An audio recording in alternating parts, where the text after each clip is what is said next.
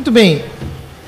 Então, nós estamos aqui, um retiro de casais, um encontro de casais, e obviamente nós vamos falar sobre o sacramento do matrimônio. Mas eu acredito que uma perspectiva dentro de uma ótica que vocês talvez ainda não tenham ouvido. Sobretudo porque eu quero começar. Eu estava até em dúvida se eu deveria fazer isso. Se eu deveria começar pelas causas filosóficas e históricas que nos levaram à situação que nós estamos hoje, por se tratar de um retiro.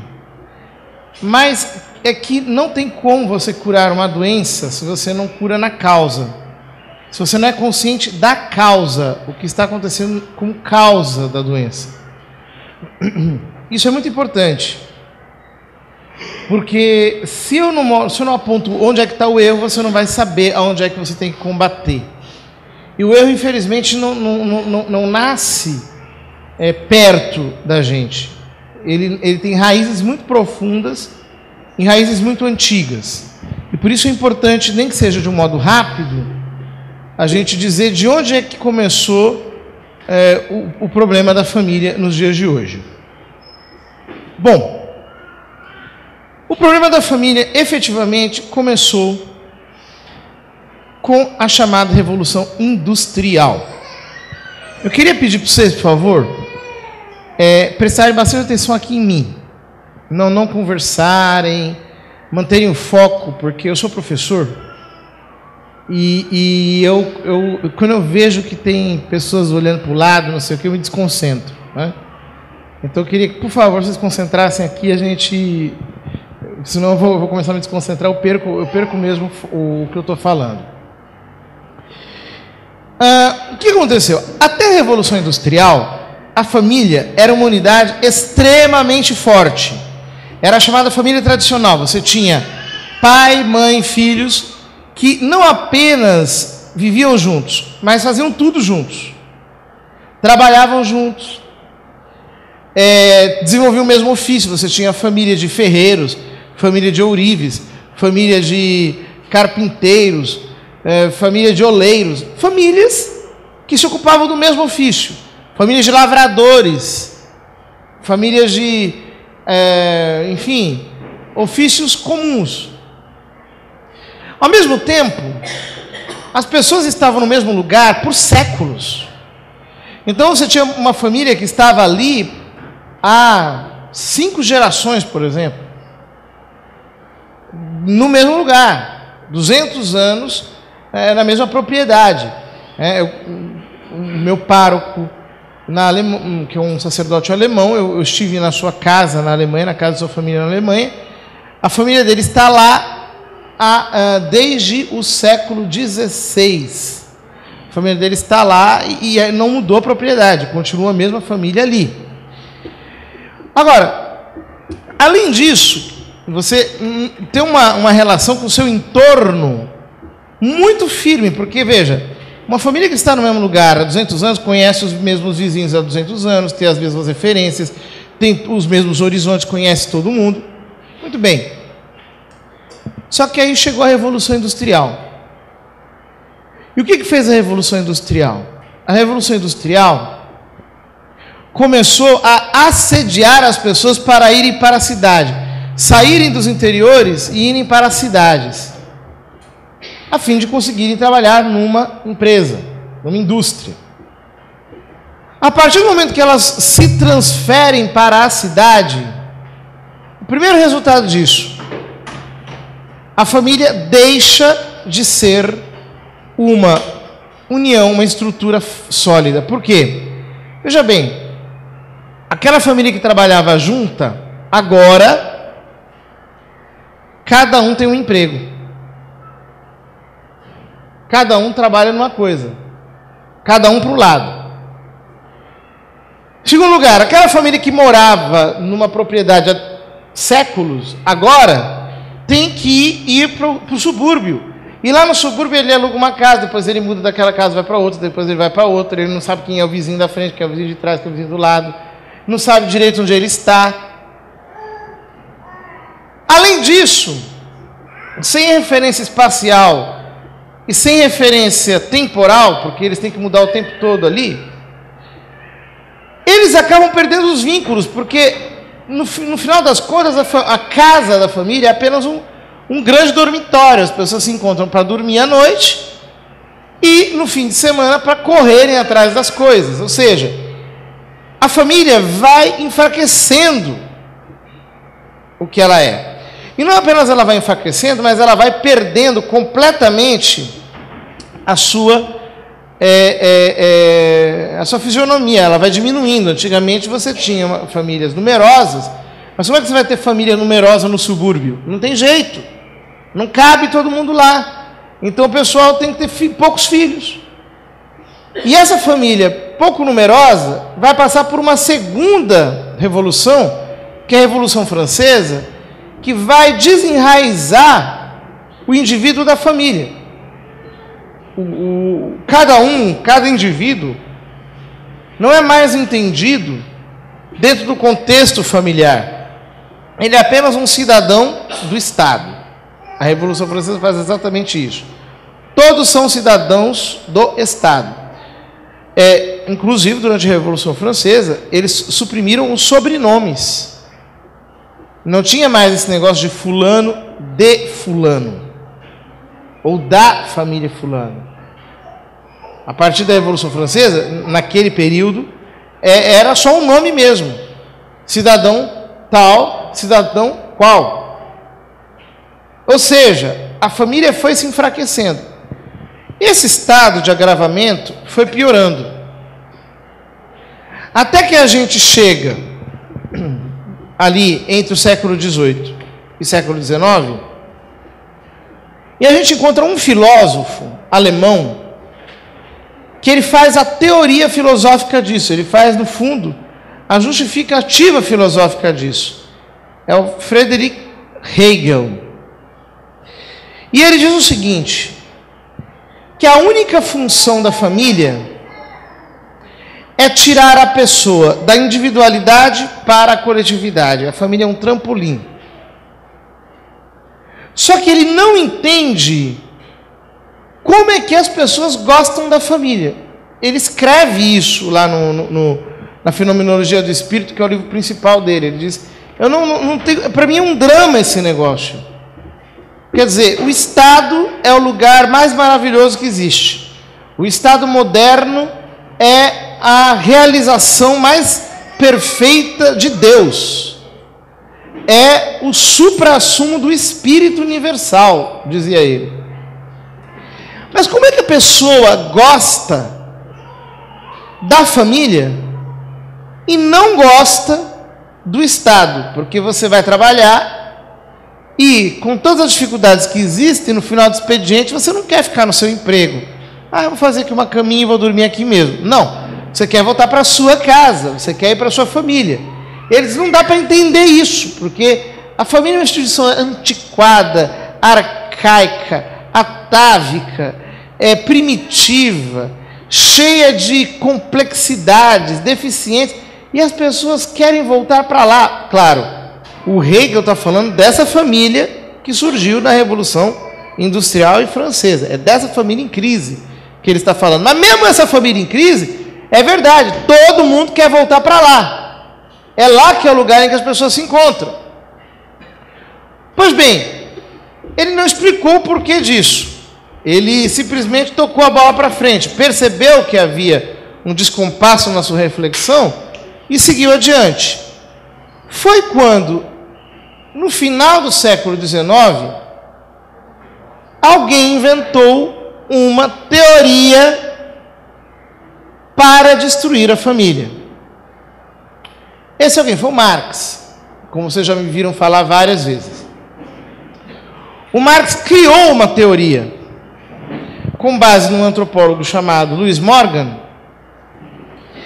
em que ele mostra que a família, no fundo, é a causa, no fundo, é responsável todos os problemas humanos. É a família que gera na pessoa a psicologia do poder, a lógica da dominação. E por isso não tem jeito, enquanto a família não for destruída, nós não vamos conseguir criar uma sociedade melhor. O tal de Estado maravilhoso do Hegel nunca vai surgir enquanto existir a família. No fundo, o Marx não disse isso, mas eu estou dizendo, colocando ele e o Hegel em diálogo. É como se ele dissesse: Hegel, você não entendeu. Esse drama que você está dizendo existe. Ele é assim mesmo como você está falando. Só que para a gente acabar com esse drama e todo mundo ir para o Estado e ficar, e a gente conseguir criar esse Estado maravilhoso, que não é fruto do espírito universal, é fruto nosso mesmo, você tem que acabar com a família.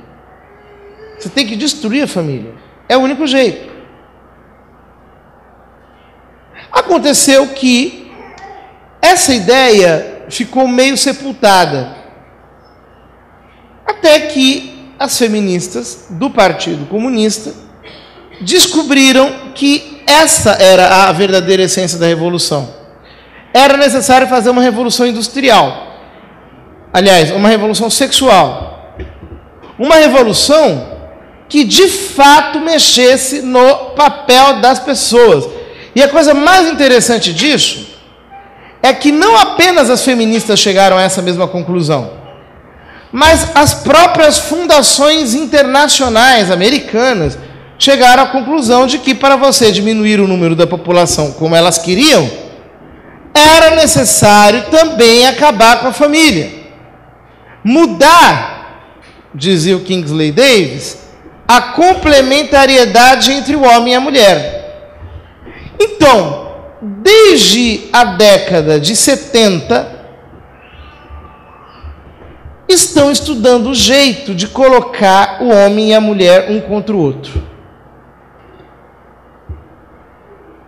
O Marx tinha falado disso, mas tinha ficado na teoria.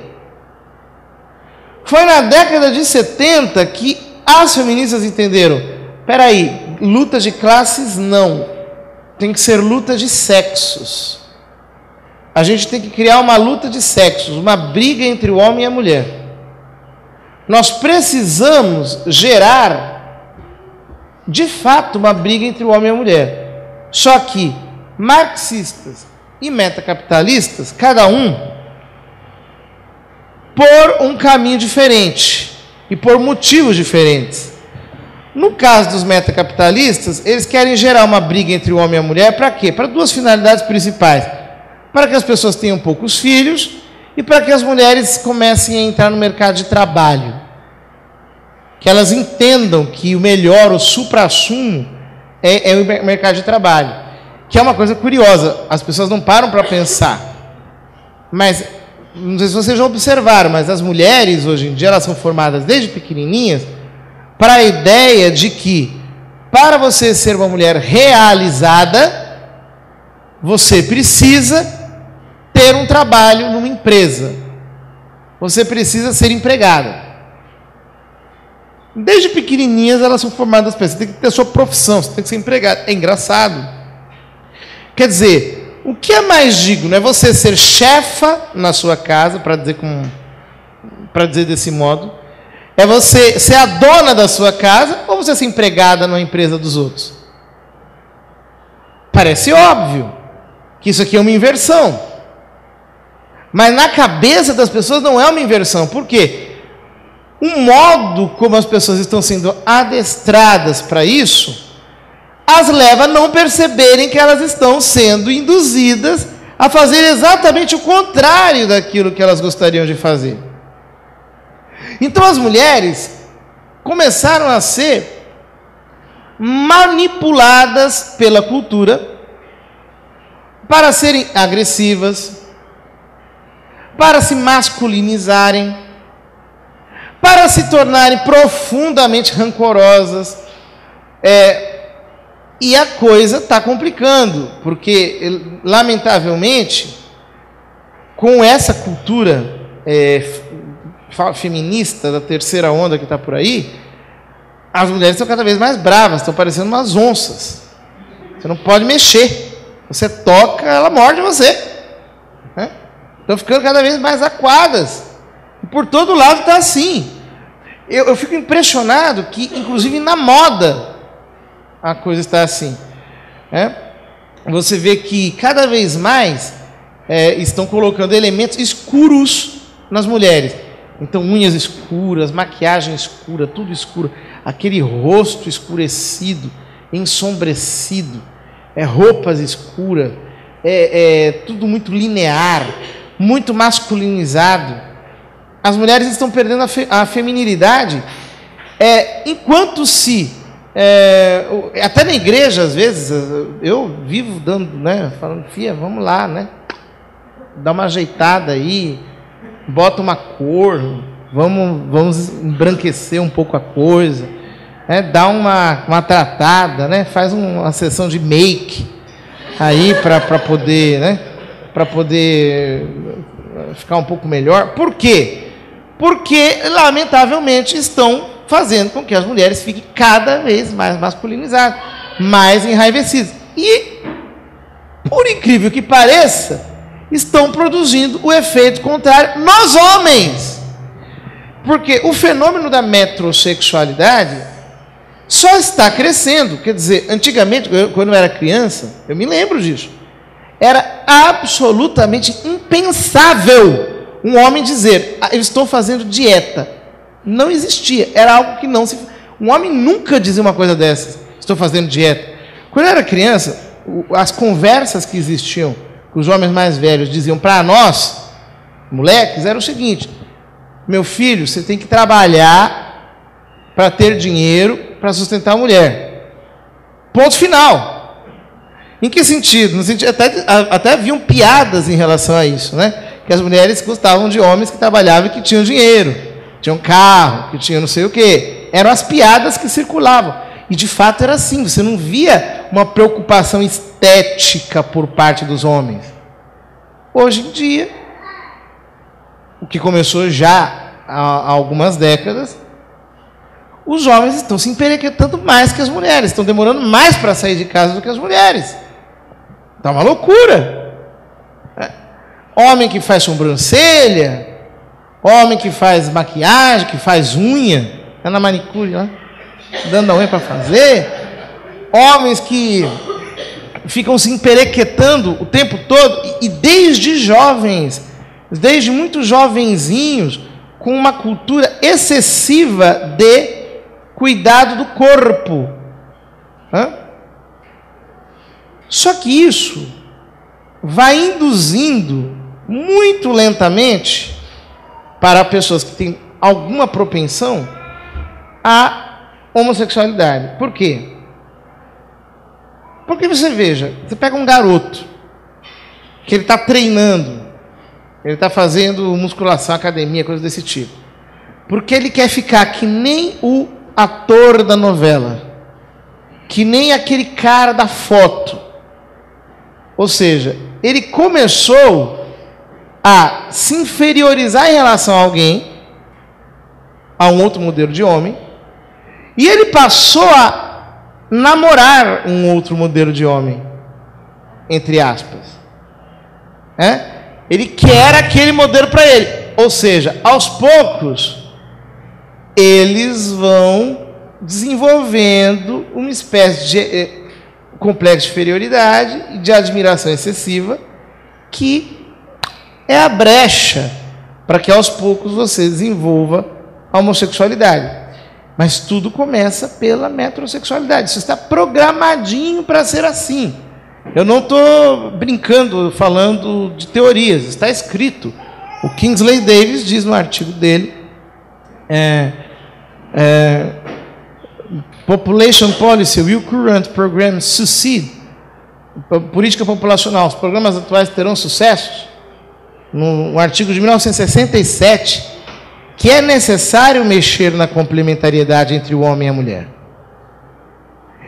E desde antes do Kingsley Davis já havia instituições como a Tavistock Institute of Human Relations, Tavistock Instituto para Relações Humanas, que se ocupa apenas de fazer esse tipo de estudo. Como é que você mexe no comportamento das pessoas? Como é que você consegue alterar o comportamento das pessoas? E, desse modo, você vai induzindo cada vez mais a virar o jogo. O homem virou o sexo frágil. Quantas vezes, numa relação, a mulher tem que ficar levando o homem como se fosse um filhinho, a vida toda? Porque o homem é um bebê, afetivamente um bebê, é um carentão, é uma pessoa que tem problemas afetivos, ele precisa ficar sendo lambido 24 horas, etc. tal. Ele não consegue mudar a posição. Não consegue. Ele é arcado pela mulher afetivamente. Não, ele não arca a mulher afetivamente.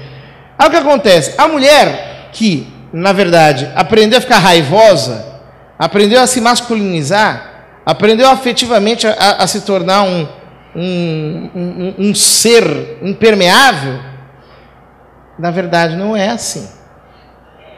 A mulher, ela possui uma delicadeza interior, ela não consegue ser feliz desse jeito. Isso vai contra a natureza feminina. Ela necessita de doçura, ela precisa de atenção. Isso é próprio da natureza feminina. Então ela vai se agredindo e vai chegando ao ponto de autoviolência tão grande, de autoerosão tão grande, de estresse tão grande, que simplesmente não aguenta mais o casamento. Ela não aguenta mais o casamento. Fica o homem de um lado, um carentão completo, um menino, e hoje em dia, por causa desses processos, os homens estão demorando muito para crescerem. Antigamente um homem de 20 anos já era um homem adulto. Hoje um homem de 40 anos está jogando PlayStation. Tá em casa brincando de joguinho. Você vai, pelo amor de Deus. Quer dizer, não consegue crescer, não consegue virar adulto, ainda continua moleque, não consegue sair disso. Fica um inutilizado pela vida. Fica alguém que está completamente inutilizado pela vida. Quer dizer, é isso que estão fazendo conosco. Estão alterando, estão mudando, estão trocando os chips. Estão mudando os fios, estão dando um curto-circuito na nossa personalidade. Na personalidade masculina e feminina. Entre os casais. E aí, minha gente, isso daí é o inferno. Junta-se com isso a angústia por não ter filhos, que em alguns casos se justifica, obviamente, nem todos os casos são iguais. O que eu quero dizer assim, a mentalidade antinatalista, que vai gerando distância entre o homem e a mulher, vai adoecendo a vida sexual do homem e da mulher, cada vez mais, e é um absurdo que, numa cultura sexualizada como a nossa, os casais casados na igreja, os casais mesmo, muitas vezes têm uma vida sexual precária. O que quer dizer vida sexual precária? São contatos sexuais raríssimos, esporádicos, adoecidos. Os homens desenvolvendo todo tipo de doença sexual por causa da pornografia e da masturbação. Acabam adquirindo ejaculação precoce, não conseguem mais levar a sua esposa à satisfação, ela também já perdeu a esperança disso. Então os contatos sexuais acabam ficando assim, raros e fracos e rápidos e extremamente frustrantes. E o casal vai aos poucos se separando, mesmo morando juntos. A vida do casal vai perdendo fogo, paixão. Ela não vai se alimentando mais de interesse mútuo. E chega um ponto que você olha para o lado e você tem um estranho. Oi, estranho. Quer dizer, você já não conhece mais quem está ao seu lado. Essa pessoa ela ficou tão erodida com o passar do tempo que ela perdeu completamente a sua personalidade. E aí, obviamente, as pessoas começam a alimentar esperanças de um outro relacionamento, vamos conhecer outras pessoas, como se isso fosse resolver o problema. Não resolve o problema que está nele, e um problema que, entre outros motivos, é também cultural. Não resolve. E aí vai, a pessoa entra numa sucessão de frustrações, e a coisa só vai piorando, e só vai piorando, e só vai piorando, e nós não conseguimos dar restart nesse processo.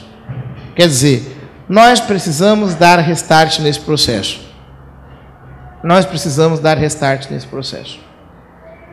A pergunta filosófica que nós precisamos nos fazer é a seguinte. Então, primeira coisa, toda essa fenomenologia que rapidissimamente eu mostrei para vocês aqui, que na verdade são os problemas que aparecem na vida dos casais.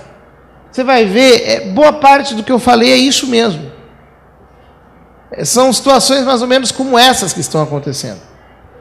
As pessoas querem apenas trabalhar, entraram na psicologia da Revolução Industrial, enfraqueceram a família. Aí, é claro, os discursos que vêm contra a família só fazem sucesso porque a família já está fraca. E aí, esses discursos contra a família geram uma cultura de guerra entre os sexos e que vai trocando cada vez mais as posições. Isso só vai dando certo, por quê? Porque todo mundo quer trabalhar. Todo mundo só quer ter bem-estar. Há um nervosismo econômico nas pessoas que é uma coisa absurda, como se viver uma vida um pouco mais modesta fosse um pecado, fosse algo absurdo. Enquanto que a boa parte das necessidades que existem somos nós mesmos que inventamos. Elas não existem de fato, elas não estão aí de fato. Somos nós que inventamos. A pergunta é a seguinte: será que esses filósofos que dizem que é necessário acabar com a família, que é necessário acabar com o casamento, será que eles não têm razão? Porque não adianta eu chegar aqui com uma resposta feita, eu dizer assim, olha, absurdo, onde já se viu querer acabar com a família? Não, a família é uma instituição criada por Deus, jamais vamos fazer isso.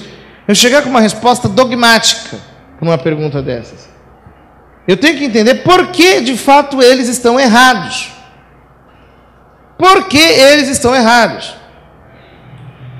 Bom, só para responder essa questão, nós poderíamos ter alguns dias de palestra durante o dia inteiro, só para responder essa questão, porque há muito a se dizer sobre isso. Mas, sumariamente, eu vou dizer o seguinte: eles não podem ter razão, por quê? Por vários motivos. Eles estão trocando completamente a coisa. Em primeiro lugar, aquilo que o Hegel achava que era a invenção mais pitoresca que ele estava inventando, que ele estava criando, a ideia de que a família e o Estado são duas instituições da sociedade, são dois âmbitos diferentes da sociedade, isso todo mundo sempre soube, não tem novidade nenhuma nisso, né? Já nos escritos de Aristóteles, na política de Aristóteles, ele diz, tem uma frase dele lá que é exatamente isso: todo mundo sabe que só existem duas instituições básicas na sociedade, a família e a cidade, ponto final. Quer dizer, 400 anos antes de Cristo, o Aristóteles já estava falando disso, então não tem novidade nenhuma no que o Hegel está falando. Mas o próprio Platão, anterior ainda ao Aristóteles, já dizia na República, que é a obra principal dele, o seguinte: que você precisa educar a criança. Ele diz com palavras muito, muito interessantes. Você precisa educar a criança desde que ela é pequenininha, dentro da família. Por quê? Diz o Platão. Inclusive as histórias que se contam para as crianças devem ser previamente autorizadas pelos pais. E ele fala: Inclusive, as maiores histórias, a maior parte das histórias que se contam hoje em dia, 500 anos antes de Cristo, não prestam. Já naquele tempo as coisas não prestavam. É o Platão que está falando. Então não deixem contar essas histórias para as crianças, protejam as crianças dentro de casa, que contem apenas as histórias autorizadas, histórias que mostrem que ninguém se inimizou com ninguém, ninguém brigou com ninguém, que as pessoas se querem bem, que elas se ajudam, que elas se amam. Por quê? Dizia o Platão. Porque a criança não sabe distinguir o senso alegórico do senso literal. Você conta para a criança algo que é uma comparação, ou algo que é um símbolo, e a criança acha que aquilo é real, ela não consegue distinguir. Então, por exemplo, você mostra para a criança um crucifixo, ela é pequenininha, ela diz, ele está machucado. Por que ele está machucado? Ela não entende, né? Ela não entende. Você mostra o menino Jesus para a criança, ela não entende que tem o menino Jesus e que é o mesmo Jesus crucificado. Ela acha que são dois, porque ela não consegue perceber a diferença que há entre o sentido alegórico e o sentido literal. Para a criança, tudo é literal. Agora, veja bem, você tem que proteger essa criancinha, diz o Platão, porque senão ela vai ficar com a mente confusa. Ou seja, você precisa da família. Você necessita da família. Mas São Tomás de Aquino diz o seguinte, ele escreve na Suma Teológica, que é a obra mais importante dele, ele diz o seguinte, que, na verdade, ele está respondendo para o Hegel, 500 anos antes do Hegel, aquilo que o Hegel estava achando que não tinha resposta, né? Está respondendo 500 anos antes. Ele diz o seguinte, por que o Estado precisa de leis? Ele fala, o Estado precisa de leis, por quê? O ser humano, ele foi dotado pela natureza de mãos, de pés, de braços, para que possa conseguir o seu sustento material. Até aqui chega o Marx. É o ponto final da filosofia do Marx. Essa frase inicial de São Tomás de Aquino é o final do Marx. Até aqui chega ele. Mas ele diz, só que tem mais. O ser humano precisa se desenvolver. O ser humano precisa olhar para si mesmo e se cultivar. Eu não cultivo apenas feijão, banana, mandioca, quiabo. Eu cultivo a mim mesmo. Eu me cultivo pela educação. Agora, isso não é fácil. Por isso, a própria natureza, ou seja, Deus, criou uma instituição chamada família, que serve para quê? Para educar a pessoa desde que ela é pequenininha, desde que ela nasceu, para ser um ser humano, para ter virtudes, porque o pai vai ensinando para o menino com toda a docilidade, olha filho, não faz assim, isso é errado, isso aqui você tem que fazer, isso aqui é bom, vai ajudar o seu irmãozinho, dá uma força para ele, não pode fazer isso, devolve o brinquedo do seu irmãozinho, é dele, esse é seu. Quer dizer, o pai ensina, inclusive com a ajuda de Deus, mandando o filho rezar, falar com o papai do céu, ensina com docilidade a virtude. Só que São Tomás diz, nem todo mundo aprende em casa. Então, para esses que não aprendem em casa, você tem que ter o Estado, porque lá ele vai aprender na marra. Lá ele vai aprender na lei do cão. Lá ninguém vai ter dó dele. Lá vai ser na porrada. Lá ele vai ter que fazer porque é lei. E de fato é assim. Você vê, tem filho mimado dentro de casa, que a criança, o jovem, dentro de casa ele não faz nada. Ele não arruma nem a cama dele, não faz nada. É um preguiçoso. Aí, meu filho, vai trabalhar. Vai trabalhar. Primeira vez que ele deixa um copo fora do lugar, que dá um grito nele, ele chega em casa chorando. Ai, me gritaram comigo, que não deixaram fazer aquilo, que lá ninguém tem dó de mim, pelo amor de Deus, ninguém me ajuda, que lugar horrível. Aí os pais riem, né? Agora está aprendendo com a vida, está aprendendo aí fora, não quis aprender aqui dentro, vai ter que aprender na marra lá fora. É por isso, Hegel, que ninguém gosta do Estado e todo mundo gosta da família. Porque a família existe para educar para a virtude. A família existe para educar o ser humano para ele ser gente. O Estado só existe para castigar. Existe para você cumprir obrigações. Existe para você desenvolver um papel. Família não. Na família você não é um número, você é alguém. No Estado, você é um papel, você é um empregado, um aluno. Se você morrer, no ano seguinte vai ter alguém te substituindo. E ninguém vai nem lembrar mais que você existe. Na família você é alguém. Por isso, a única instituição que pode educar é a família, não é a escola. É a família. Por isso que só a família transforma a pessoa em gente. Por isso que só a família faz a pessoa ser um ser humano. Por isso que você precisa proteger a criança bem pequenininha quando ela está em casa. Como diz o Platão. Porque senão a mente dela vai ficar confusa. Você joga a criança no meio da sociedade adulta, onde cada um diz uma coisa, a mente dela vai ficar totalmente perturbada. Por isso ela precisa ficar em casa até uma certa idade. Hoje em dia, desgraçadamente, é necessário mandar as crianças para a creche, porque os pais têm que trabalhar. Mas o melhor seria que ficasse em casa até os seus 7 anos, pelo menos, aprendendo só da família, de mais ninguém, inclusive com a mínima interferência de televisão, rádio, essas coisas todas, nada, para não se passar para a mente dela algo que não seja de se passar, como diz exatamente o Platão.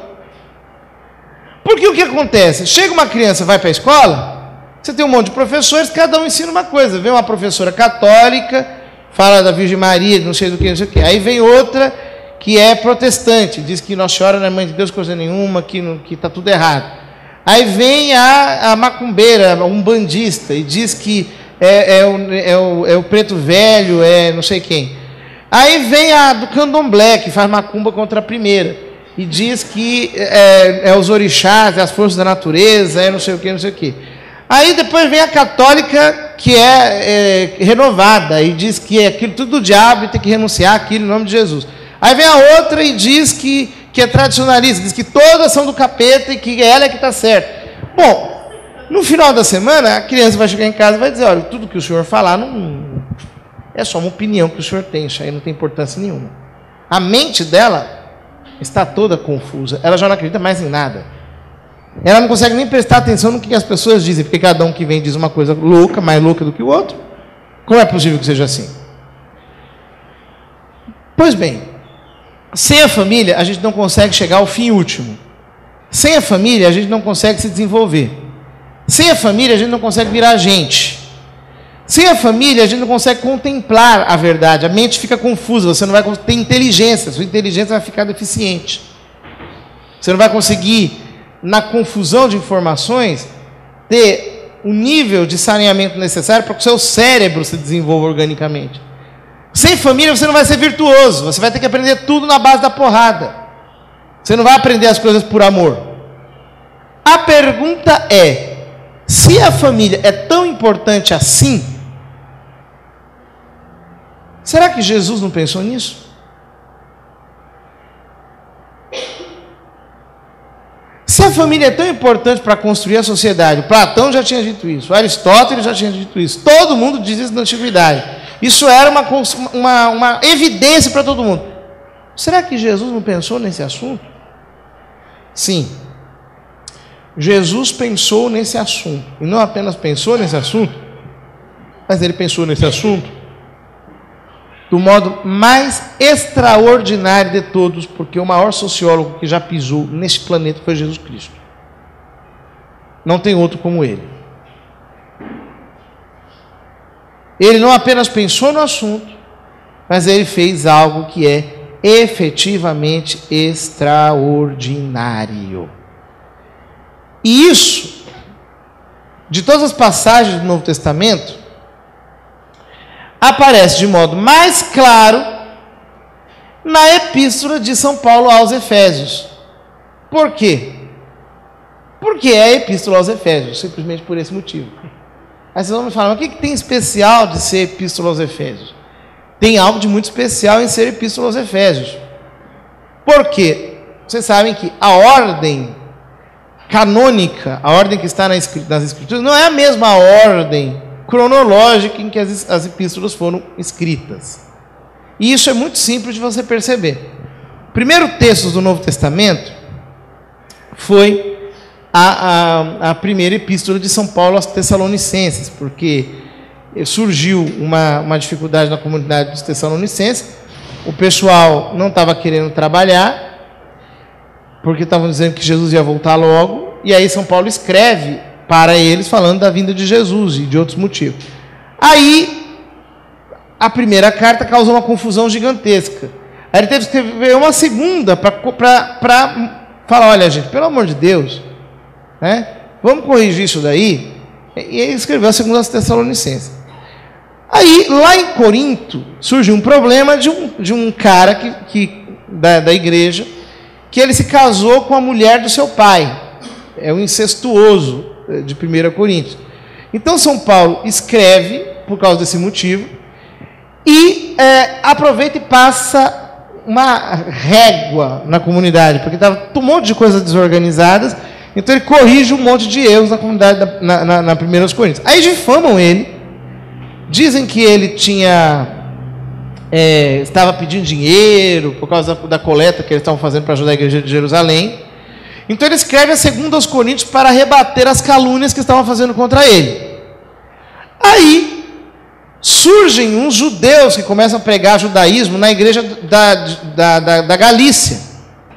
Então ele escreve uma carta aos Gálatas, corrigindo isso e mostrando que não é a lei judaica que justifica ninguém, é a fé em Jesus Cristo. Parem com aquilo. Aí ele percebeu que aquele tema era importante. Então ele escreveu a Epístola aos Romanos para desenvolver o tema da Epístola aos Gálatas. E aí lá na Epístola aos Romanos ele fala coisas maravilhosas sobre a fé, a caridade, coisas de nível absolutamente elevado, da graça, de como é que a graça age, como é que a graça nos leva à contemplação, pela fé, pela esperança, pela caridade, uma coisa absolutamente elevada. E aí, ele percebe que o pessoal não estava entendendo muito bem, porque estava elevado demais. Então ele diz, olha, vamos descer um pouquinho para o dia a dia, e vamos traduzir isso numa linguagem realmente mais pastoral. E aí ele escreve a Epístola aos Efésios, para dizer como é que a coisa acontece na prática, no dia a dia, na realidade. E é ali na Epístola aos Efésios que fica bem claro que não apenas Jesus pensou nisso, mas ele fez uma coisa realmente extraordinária. Se você tiver a Bíblia, vai comigo em Efésios capítulo 4, versículo 11.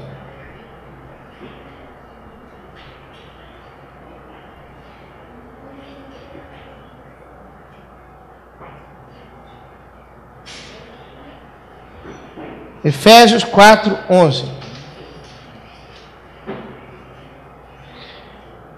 É um texto que eu amo isso aqui.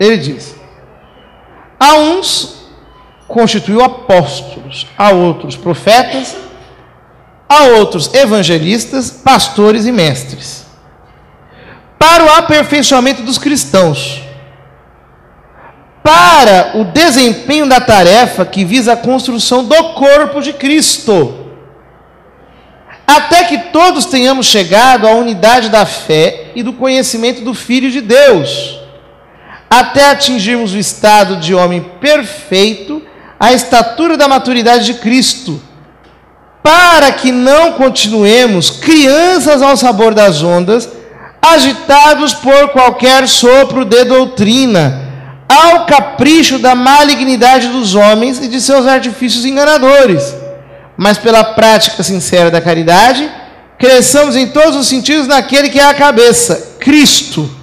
É por ele que todo o corpo, coordenado e unido por conexões que estão ao seu dispor, trabalhando cada um conforme a atividade que lhe é própria, efetua esse crescimento, visando a sua plena edificação na caridade. O que ele está dizendo aqui? Que Jesus Ele constituiu alguns como apóstolos, profetas, evangelistas, pastores e mestres, para o aperfeiçoamento dos santos, para que deixemos de ser crianças, para que chegamos ao estado do homem perfeito. O que ele está dizendo? Do mesmo jeito que o Platão falou, olha, você tem que proteger a criança em casa e não jogar no mundo, nesse mundo maluco, nesse mundo de contradições, nesse mundo que o Hegel diz que é maravilhoso, mas que não é maravilhoso, que é cheio de gente maluca. A igreja é essa família que ele mesmo fez. Para quê?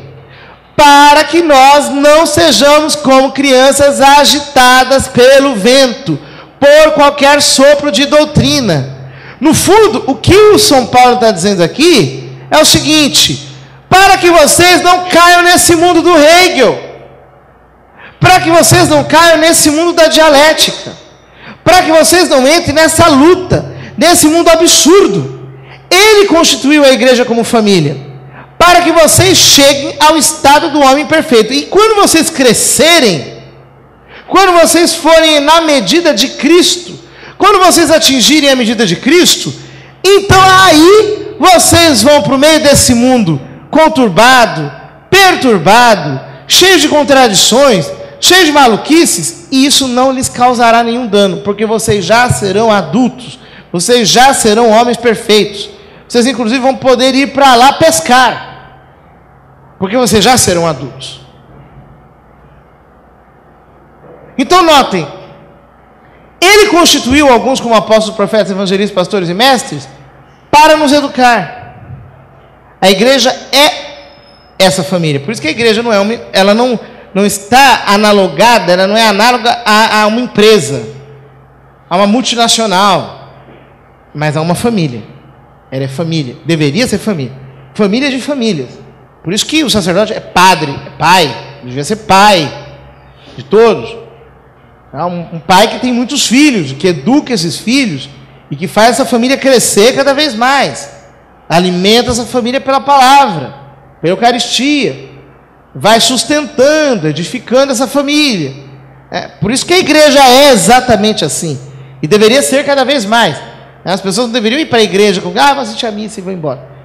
Deveria ter uma identidade de paternidade e filiação espirituais, efetivamente, em que nós nos identificamos, em que nós procuramos nos amar. A igreja deveria ser isso. Só que isso aqui é muito bonito. Agora, como é que isso acontece na prática? Como é que Cristo edifica a sua igreja na prática? São Paulo continua na Epístola aos Efésios falando do amor, do homem velho, que não sigam as ideias frívolas, todos se tornem discípulos de Cristo. Aí fala das virtudes, que ninguém coloque o sol sobre o seu arrependimento, nenhuma palavra má saia da boca, que toda amargura, indignação desapareça, que todos sejam imitadores de Deus, como filhos bem amados, se amem, que progridam na caridade, que seja um sacrifício espiritual, que se queiram bem, que sejam agradáveis ao Senhor, que sejam cuidadosos com os prazeres que existem por aí, que recitem cantos, hinos, salmos, que celebrem a Deus, etc. Mas aí ele chega no capítulo 5 e no versículo 22. E aí ele explica no capítulo 5, versículo 22, como é que isso se dá de fato, concretamente. Ele diz: as mulheres sejam submissas a seus maridos como ao Senhor, pois o marido é o chefe da mulher, como Cristo é o chefe da igreja, seu corpo, da qual ele é o Salvador. Ora, assim como a igreja é submissa a Cristo, assim também o sejam em tudo as mulheres a seus maridos. Maridos, amai as vossas mulheres, como Cristo amou a igreja e se entregou por ela, para santificá-la, purificando-a pela água do batismo com a palavra, para apresentar a si mesmo toda gloriosa, sem mácula, sem ruga, sem qualquer outro defeito semelhante, mas santa e irrepreensível. Assim os maridos devem amar as suas mulheres como a seu próprio corpo. Quem ama a sua mulher, ama-se a si mesmo. Certamente ninguém jamais aborreceu a sua própria carne. Ao contrário, cada qual a alimenta e a trata como Cristo faz a sua igreja, porque somos membros do seu corpo. Por isso o homem deixará pai e mãe, e se unirá à sua mulher, e os dois constituirão uma só carne. Este mistério é grande, quero dizer, com referência a Cristo e à igreja. Em resumo, o que importa é que cada um de vós ame a sua mulher como a si mesmo, e a mulher respeite o seu marido. O que São Paulo está dizendo? Primeiro, ele está utilizando a mesma comparação da relação entre Cristo e a igreja. Ele está dizendo, do mesmo jeito que Cristo é um só corpo com a igreja é o corpo de Cristo, ele é a cabeça da igreja, a mulher e o marido são um só corpo. Só que existe uma ordem nisso. Eu vou explicar primeiro a ordem psicológica e depois vou explicar a ordem teológica do que São Paulo está dizendo aqui. Ele diz, mulheres sejam submissas aos seus maridos. E depois ele diz, maridos, amai vossas mulheres como Cristo amou a igreja. Mulheres, sejam submissas a seus maridos como a igreja é submissa a Cristo. Maridos, amai vossas mulheres como Cristo amou a igreja e se entregou a si mesmo por ela. Notem que coisa absolutamente importante. É verdade, São Paulo diz para a mulher ser submissa ao marido. Mas ele diz que o marido tem que amar a mulher como Cristo amou a igreja e a si mesmo por ela. Portanto, quem é que ama mais? É Cristo que ama mais a igreja ou é a igreja que ama mais a Cristo? Quem é que ama mais? Cristo. Portanto, o marido tem que amar mais a mulher do que a mulher ao marido.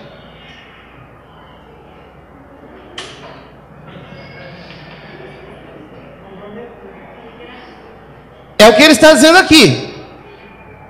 Eu estou simplesmente dizendo o que ele está dizendo.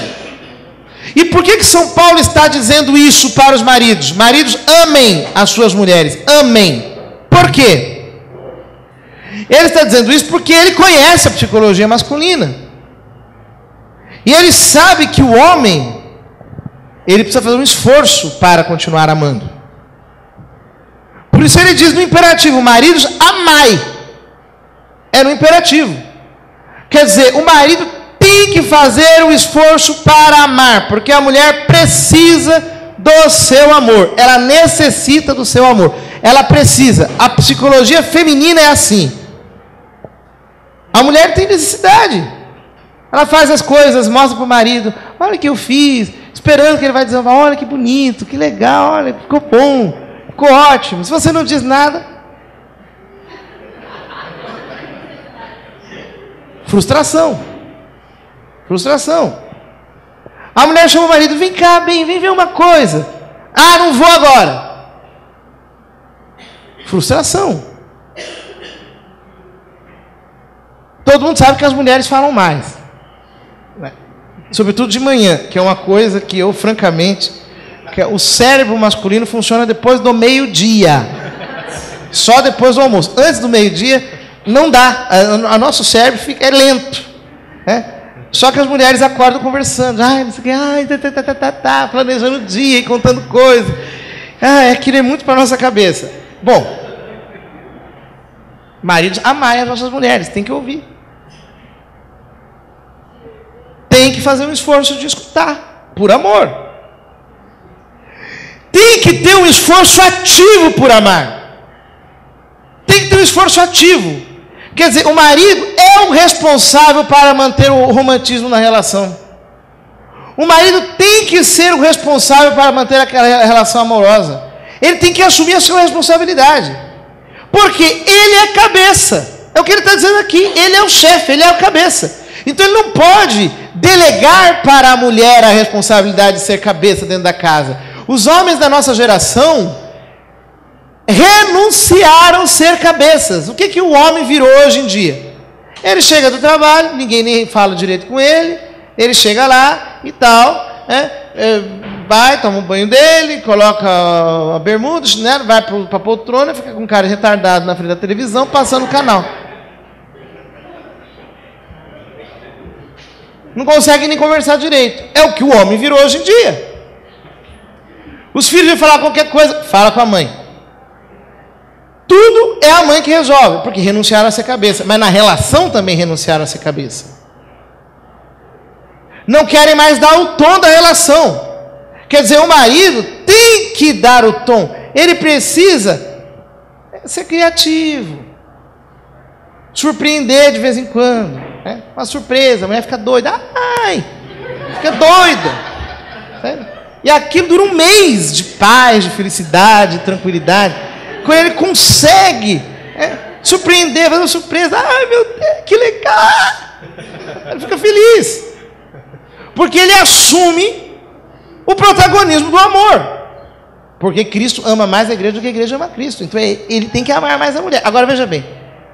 Se o marido ama mais a mulher, qual é a mulher que não vai querer ser submissa a um homem que a ama como Cristo ama a igreja? É claro. É claro que ela vai querer ser submissa. Quer dizer, é claro que ela quer ser liderada. A mulher não tem nenhum problema em ser liderada, mas ela tem que ter um líder verdadeiro. Agora, veja bem, ela não pode ser feminista, porque se ela for feminista, como querem essas aí, ela não vai se deixar liderar. Ela não vai. Ela vai ficar em disputa com o marido. Quem é que manda mais? Quem é que pode mais? Vai entrar em guerra, em queda de braço. Quem é que consegue mais? Quem é que consegue dar o tom melhor? Então aí, meu filho, se entra na queda de braço dentro de casa para ver quem pode mais, é claro que, do ponto de vista afetivo, a mulher pode mais. É claro que ela tem mais autoridade sobre os filhos. É claro que ela faz o ambiente da casa. É uma disputa absolutamente desleal. Desleal. Só que o que São Paulo está dizendo aqui tem um fundo psicológico muito mais profundo. Ele diz, a mulher precisa respeitar o seu marido, por quê? Porque, entenda uma coisa aqui, queridas. O homem precisa de respeito. Isso faz parte do gênero, do caráter masculino. Se o seu marido, ele está na empresa, ele vai para a empresa, e lá na empresa o chefe o humilha, os amigos riem da cara dele, todo mundo maltrata, ele é chutado por todo mundo, ele vem tacando pedra contra ele o caminho inteiro, ele chega em casa todo rasgado, todo maltratado. Se você o trata bem, dá razão para ele, o apoia, o sustenta, ele fica ótimo. Agora, se você taca a pedra nele e o humilha, ele morre. É a morte do homem. É a morte.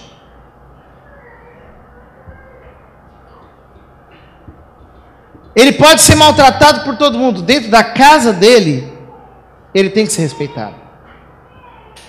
Tem mulheres que têm um marido paspalhão, né? Fica lá sentado no sofá, não quer fazer muita coisa, aquele homem meio inativo, perdido, etc. O que acontece? A mulher não é sábia, então ela começa, você não é, não, pelo amor de Deus, vagabundo, sai desse lugar, você não presta. Como é que eu fui casar com um traste desse? Que coisa mais horrorosa. Eu vou ter que fazer tudo mesmo, não serve para nada, que homem inútil. Eu vou casar com outro, quer saber? Começa com esse tipo de papo.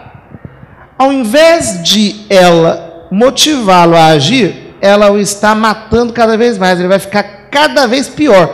Ele vai virar uma ameba dentro daquele sofá. Ele vai virar um nada dentro de casa. Por quê? Porque faz parte da psicologia masculina. É o contrário. Você tem que fazer o homem ser líder. Você tem que dar um reforço para ele ser líder dentro da sua casa.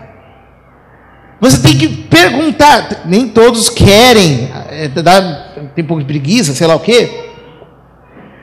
Mas você, mulher, você precisa aprender a estimular o seu marido para que ele te lidere, para que ele assuma você. Esse é o plano de Deus. Quer dizer, a mulher tem que ser coberta pelo marido. Quando o marido não assume a cobertura da mulher, em todos os níveis, inclusive no nível espiritual, hein? O homem tem que orar mais que a mulher dentro de casa. É o que diz o Salmo: feliz és tu se temes o Senhor e tires os seus caminhos. Do trabalho das tuas mãos há de viver, serás feliz, tudo irá bem. A tua esposa uma videira bem fecunda no coração da tua casa, os teus filhos um rebento de oliveira ao redor da tua mesa. Será assim abençoado todo homem que teme o Senhor. É o homem que precisa buscar revelação para a sua família, que precisa buscar a bênção de Deus sobre a sua casa, inclusive do ponto de vista espiritual. Agora, ele não vai conseguir dar cobertura espiritual e cobertura humana para a sua família se a sua esposa não fizer com que ele a lidere, ela não o motivar, ela não reconhecer a autoridade que ele tem, ela não reafirmar essa autoridade, procurando ser um só coração com ele. Por isso São Paulo diz: mulheres, sede submissas, mulheres, respeitem, porque este é o caminho mais inteligente, psicologicamente mais inteligente. Esse é o caminho para fazer com que o homem seja feliz e que ela mesma seja feliz dentro de casa. Alguém tem um guarda-chuva aqui? Na bolsa? Uma sombrinha? Alguma coisa? Não tem, né? Aí tem algum guarda-chuva? Se tiverem, pode ser útil para fazer uma parábola audiovisual.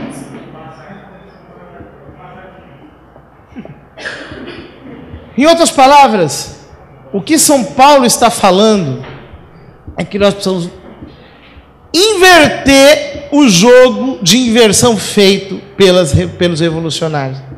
Vocês estão entendendo? Eu comecei falando que fizeram uma inversão. Nós precisamos inverter a inversão que foi feita.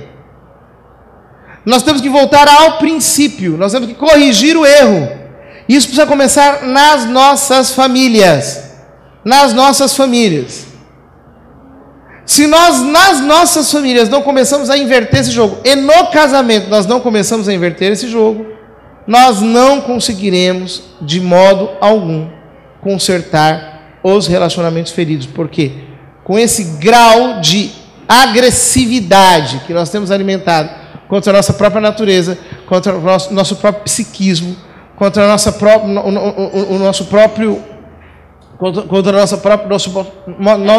modo próprio de ser, nosso modo típico de ser, nós não conseguimos ser felizes, e é por isso que os casamentos estão indo por água abaixo, porque não é um homem casado com uma mulher, mas é um homem ferido que está casado com uma mulher ferida e que passam a se ferir mutuamente. É isso que está acontecendo. Vocês estão entendendo até aqui? Está dando para compreender? Só que isso é pouco. Isso que eu falei agora é um nível meramente humano da coisa. Isso eu poderia dizer para um casal de pagãos. Para um casal de pagãos. Um casal de pagãos está com um relacionamento em crise. Eu digo: olha, vamos fazer o seguinte: mulher, ajuda o seu marido a sair, ajuda ele a crescer, reafirma um pouco o ego dele, dá um sustento, faz esse homem liderar um pouco. Filho, cuide da sua mulher, ame um pouco mais essa mulher. Ela é uma mulher, ela é delicada. Não seja grosso, seja criativo, procure amar um pouco mais, procure ser mais. Isso vale para um pagão, para um casal de pagãos. Isso vale para qualquer um. Só que nesse texto há muito mais do que isso.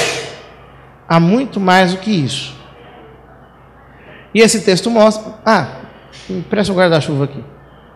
Algum casal pode vir aqui à frente para fazer o resumo do que eu falei até agora? Só um casal. Qualquer um. Tudo bem, esse casamento anda meio quebrado, mas não tem problema. Um casal vem aqui à frente.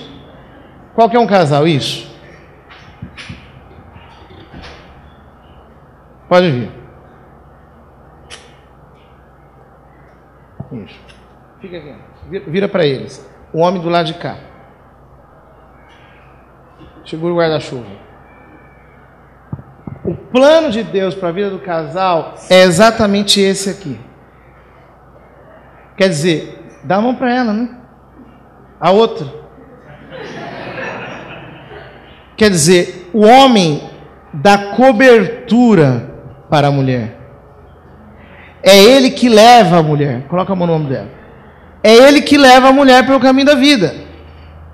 A cobertura, a liderança tem que vir dela. Ele precisa amá-la, proteger, e ela tem que se deixar amar e proteger por ele. Não ser uma onça sussuarana, arisca. Ela tem que se deixar proteger por ele. Quer dizer, é na medida em que isto acontece que você coloca novamente em ordem a relação. Do ponto de vista meramente humano. Sem esse tipo de configuração, é desleal. A mulher tem que ficar cobrindo o homem.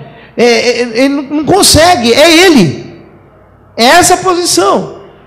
Mas na medida em que isso acontece, nós conseguimos, de fato, inverter a inversão que fizeram contra nós. Pode ir lá. Leva o guarda-chuva e entrega lá para ele, por favor.